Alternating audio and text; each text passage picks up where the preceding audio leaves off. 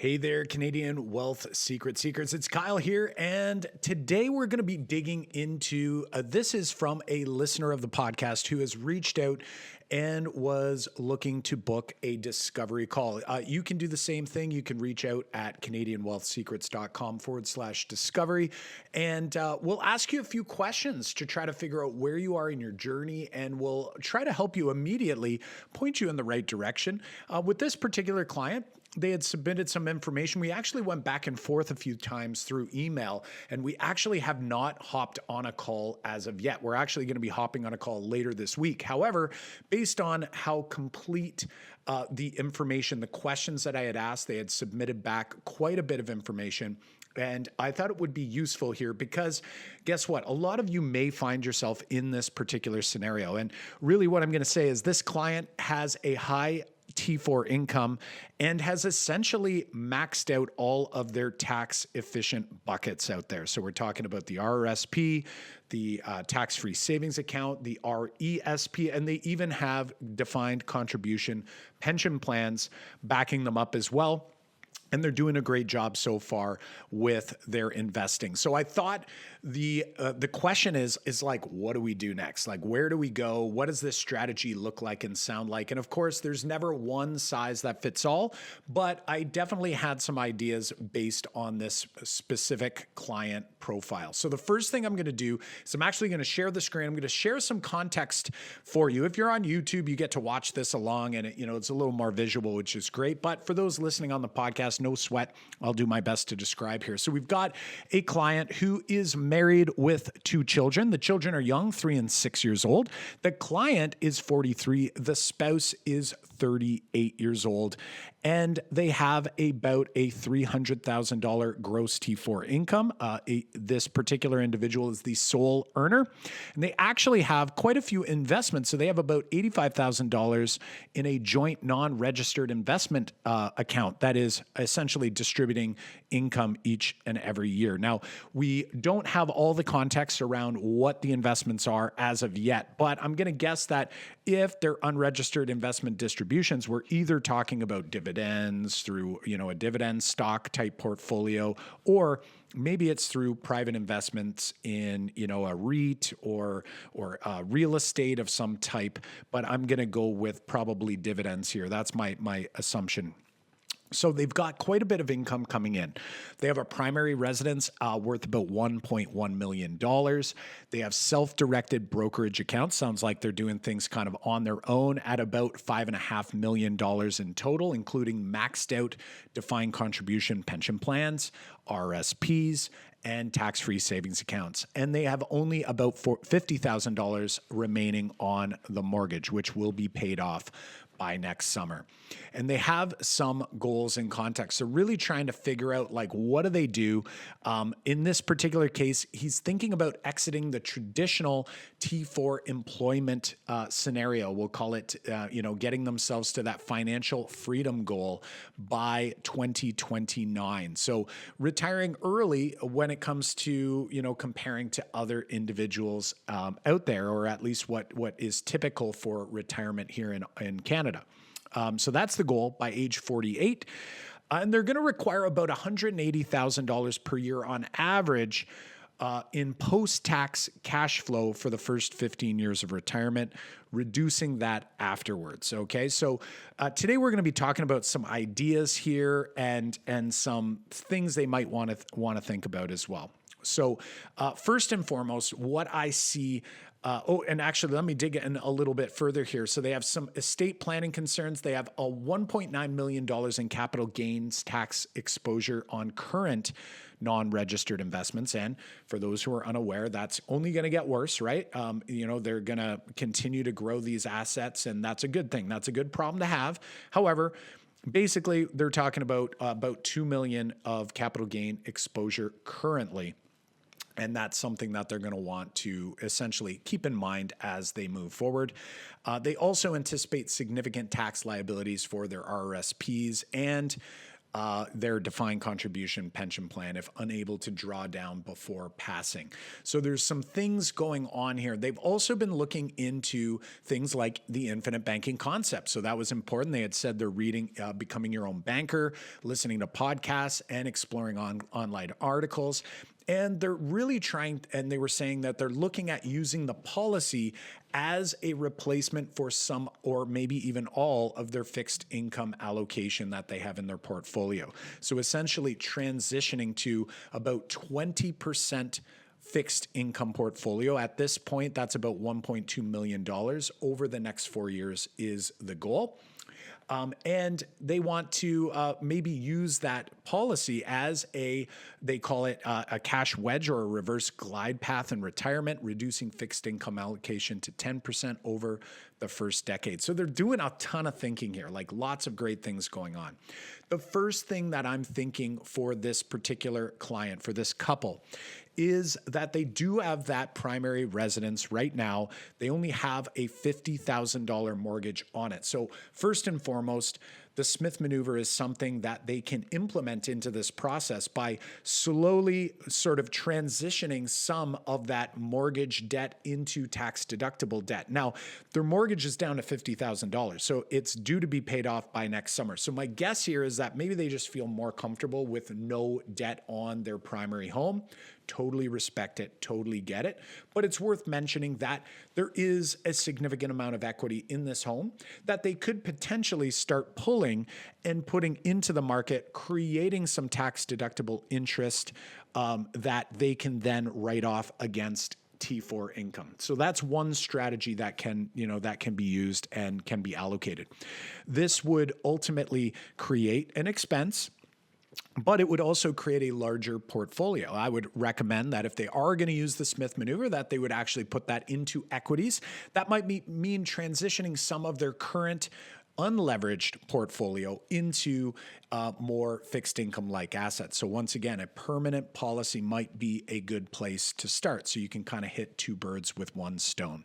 So we have a lot of good things going on here. So what I did based on their age was I actually ran a couple scenarios here and actually ran a policy that could be a good fit as a starting point for them to consider. So what we've done here is I've actually created this policy and I've utilized a flexible funding policy. And that's typically what we get anyway when we're trying to create high early cash value. So this particular policy is, and I just took, I believe I just took one of the spouses there. So I have this based on a 43-year-old individual. So it's on the working spouse.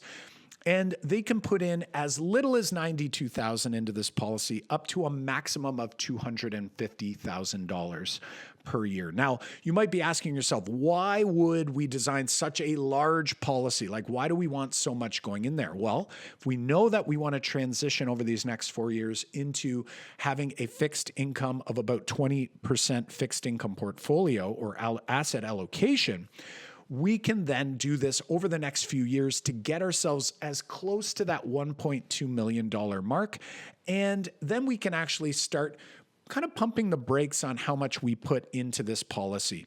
So what I've done here is I show a 5-year runway, putting in $250 per year. That could be funded from new T4 income. It could be funded by actually taking some of their assets that they currently have in their unregistered portfolio and slowly transitioning each and every year some of it into this fixed income portion of their portfolio. And by year 5, they're going to have contributed $1.25 million into this policy. Now, in years 6 to 10, which is when the client is 49 to 53, I'm showing how actually contributing the minimum amount for those last 5 years might be helpful. Now, of course, we're going to play with these ideas back and forth, and who knows, it might be a smaller maximum amount that makes sense here. But as a starting point, what we can see here is we can see the actual cash value growing by quite a bit here. If we look at that cash value, and by about year 5, we are past the break-even point on this policy. By about year 4, we are past the break-even point on cash value. And that means from that point on, is when every dollar that we put into this policy turns into more than $1 of cash value, right? So the idea here is that if we are going to continue growing our equity portion of the portfolio, that's going to continue to grow and compound over these next 4 or 5 years as they transition towards this potential retirement date, or at least what he had said is transitioning out of a typical T4 income anyway. And actually putting us in a position where we're going to allow this fixed income portfolio to kind of grow alongside the equity portfolio. And then basically, once you hit about year 10, what you're going to notice is that the compound machine of this policy is actually going to get stronger and stronger. And therefore, it may make sense to actually continue funding this thing. But for now, we're going to offset at year 10. So we're going to fund this thing $250 for 5 years. $92,000 for the next 5 years, and then we're going to offset. That's a total of about 1.7 going into this particular structure. So once again, not a hard, fast rule that we need these actual amounts. We might do 200 per year for 5 years and so forth. So it's a starting point for us to look at.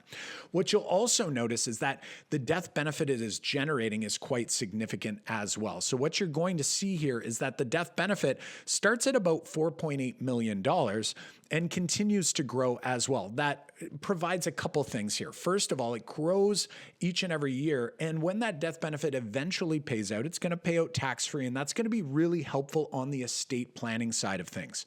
So not only is it going to help mitigate capital gains taxes on all the other assets, because remember, this asset, it's going to be worth whatever it's worth in cash value until the insured person passes.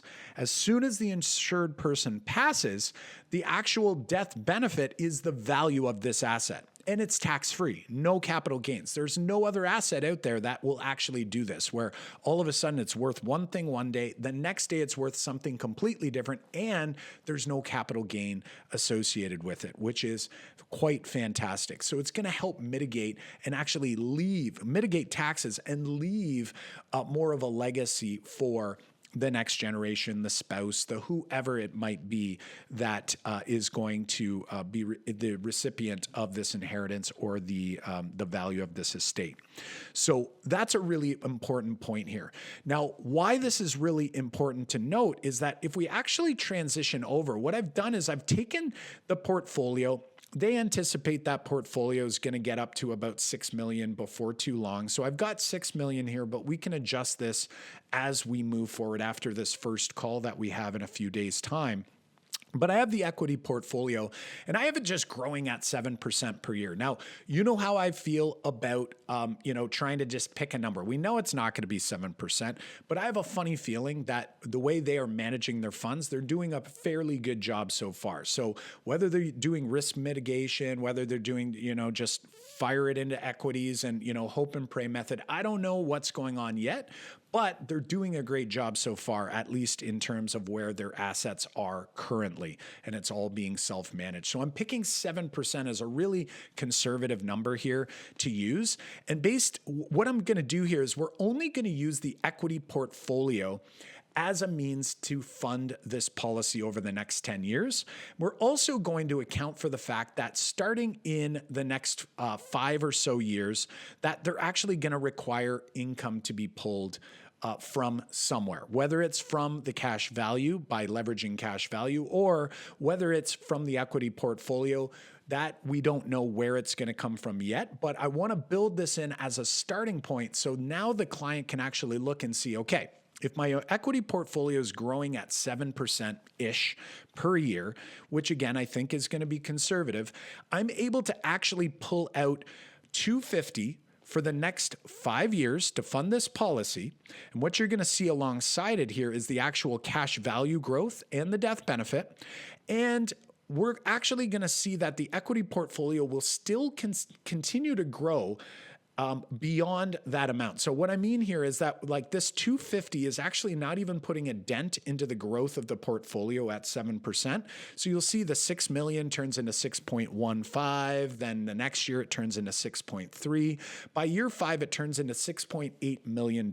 Now, that's definitely less than if we didn't fund the policy at all, right? Like it's going to continue growing at a much more significant, clip than say, an insurance policy. However, because the goal is to get to that 1.2, that 20% fixed income portion of the portfolio, and they're thinking about utilizing this asset class as the means to do it, it really makes sense for them to fund a policy harder in these next 5 years to get it going, and then potentially less in the next 5 years by putting in the minimum, this $92,000. So what you're going to see here is that when we look at the net result here, each year, when we consider the equity value and the cash value of the policy, for the first 5 years, you'll note that we have 6.3 million. All the way to, at the end of year 5, we're at 8.1 million. Now, if I look at what the equities would have done on their own, it would have been $8.4 million. Okay. So once again, like, there is a difference there. That is that's significant enough, right?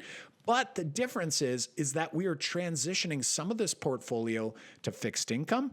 And so that means, more conservative returns for that portion, but also less volatile for that portion of the portfolio. But the second thing we're getting is we're getting the tax minimization through the death benefit. We're getting the tax mitigation, I should say. Right? We haven't even factored that part in yet, because actually, if that person were to pass in, say, year 5, of course, we don't hope that for anyone, but the actual estate value would pop to about 13.9 million, just based on what we're exploring here now. And as we continue to go and even start pulling $180,000 of income out of this portfolio, you're going to note that the equity and cash value portion continues to grow, and it continues to grow fairly significantly. By the end of year 10, we've been able to fully fund a policy, max funding for $250 for 5 years. We've then put minimum funding at $92,000 for 5 more years, and then we've offset this policy. And by year 11, the equity and cash value will be worth $10.6 million. The estate value would be about $16 million. Now, I am not factoring in the equity capital gains that are going to be triggered here, okay?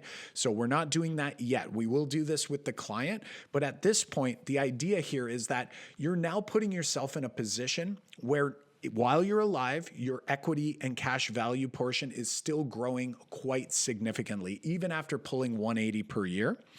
And if and when you pass, your actual estate value will pop. So if we look after 20 years, we're no longer funding this policy, by the way. We have equity and cash value at $16.5 million after pulling income each and every year up until that point. And the estate value, when we consider all equities, before considering capital gains and the death benefit, of $20.7 million or $20.8 million. As we roll along here, we've essentially built in an estate plan while also reducing the volatility of this portfolio by essentially funding enough to make that fixed income asset allocation at 20%. They can maintain their 80% equity allocation, and they've managed to also create quite a bit of estate value along the way. If they pass when they're 90 years old, this particular individual, so this is 47 years after we've put this plan in place, they've been pulling 180 per year. We have not included inflation yet, but that will be something that we'll do in future discussions with this client. They now have equities and cash value of about 78 million. And if and when they pass, if it was in that 90th year, they have a pop of about $2 million in terms of the estate value. So once again, helping to mitigate the capital gains tax and risk that is associated with that. So why I'm sharing this with you, friends, is because there's a lot of people who are listening who may have high incomes, maybe tax T4 incomes. I know we talk a lot specifically to incorporated business owners. There is a ton we can do with the flexibility that we have utilizing corporate structures and policies in in corporate structures to help you mitigate taxes and optimize your wealth plan. But for your high income earners, those people who have maxed out their pension opportunities, their RRSPs, their tax-free savings, and their RESPs, well, guess what? There is a logical reason why you want to be considering permanent insurance, specifically high early cash value permanent insurance in your strategy. I know there's some people out there that are anti-insurance. I used to be one of them. It's 100% something that I used to be anti-insurance. I did not want to be putting money into that. But once I understood how we can structure permanent, and in this particular case, high early cash value, permanent whole life insurance policies, either at a corporate or a personal level, it completely changed and flipped my mind on things. And this is why we help with so many high income earners and incorporated business owners with strategies involving conservative leverage via Smith maneuver, via insurance policies, other creative structures, so that you can maximize the cash flow that you have in your lifetime, but then also not be leaving less behind when you move on to the next world. So if this resonates with you, if you'd like us to review your situation, you should be heading on over to CanadianWealthSecrets.com/discovery so that you can answer a few questions, learn a ton along the way, and book a discovery call with me. If you are a incorporated business owner, we have a online free masterclass that you can register for. You just hop on over to CanadianWealthSecrets.com/masterclass. It is all self-paced, so you can hop in at any time and dig in so that you can better understand some of the many strategies and structures that we utilize to try to optimize our tax scenario and maximize our wealth accumulation over time. All right, my friends, thanks for hanging out with us again. Remember, this is not tax, legal, or accounting advice, and you should always seek out a professional before making any sort of financial, tax, legal decision.